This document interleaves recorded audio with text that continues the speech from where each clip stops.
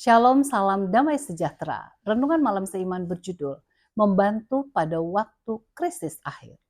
Maka marahlah naga itu kepada perempuan itu, lalu pergi memerangi keturunannya yang lain, yang menuruti hukum-hukum Allah dan memiliki kesaksian Yesus. Wahyu 12 ayat 17.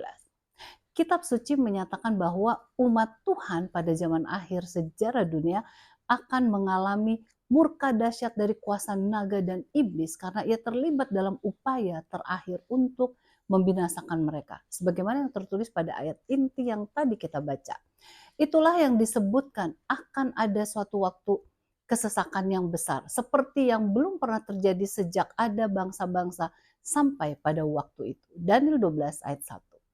Untuk membantu mereka agar tetap hidup melewati konflik zaman yang paling dahsyat ini, Tuhan dalam kemarahannya memberikan jaminan bahwa mereka tidak akan dibiarkan sendirian.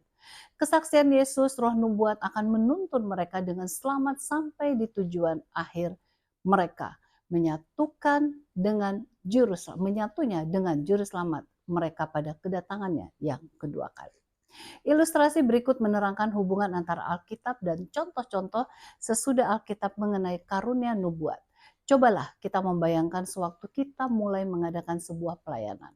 Pemilik kapal memberikan sebuah buku petunjuk kepada kita, menjelaskan secara rinci isi dan petunjuk yang terdapat di dalamnya. Cukup memadai buat kita dalam pelayanan itu. Dan bila kita memperhatikannya, maka kita akan mencapai pelabuhan yang kita tuju dengan aman.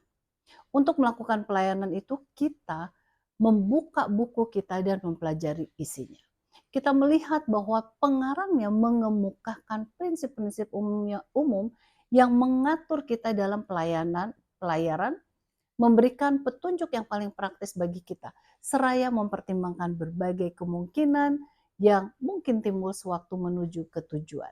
Kemudian katanya, saya telah mempersiapkan seorang jurumudi bagimu yang akan menemani serta memberikan berbagai petunjuk kepadamu ketika menghadapi waktu yang berbahaya yang telah diceritakan secara rinci, dan sang jurumudi sesuai dengan janji yang sudah diberikan muncul. Nah, sebagian menerima jurumudi tersebut, sebagian menolak.